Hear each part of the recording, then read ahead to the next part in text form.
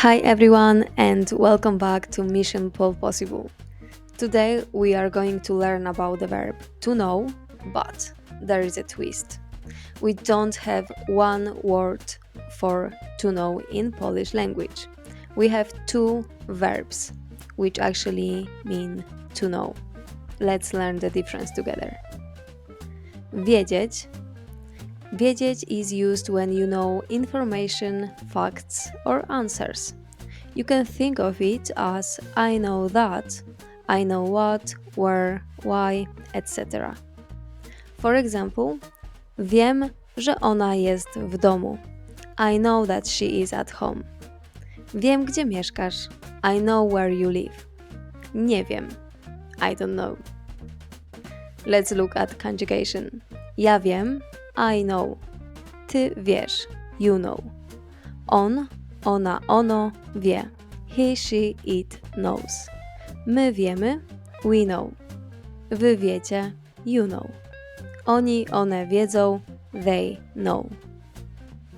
And from the other hand, znać is used for people, places, languages, movies, cities, anything you are familiar with. You can think of it as I know someone, I know the city, I know Polish. For example, znam Annę. I know Anna. Znam ten film. I know this movie. Znam Warszawę. I know Warsaw. Ja znam. I know. Ty znasz. You know. On, ona, ono zna. He, she, it knows. My znamy. We know. Wy znacie. You know. Oni, one znają. They know. And here we have some more examples with both verbs. Wiem, gdzie ona mieszka. I know where she lives. Znam ją. I know her. Znam tę piosenkę. I know this song.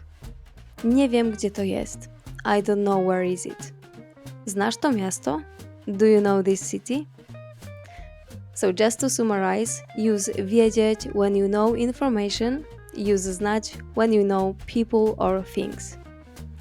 If you still are unsure about which one to use, just put your sentences or sentence in a comment section below. I would love to check it and answer. Thank you for watching and see you next time.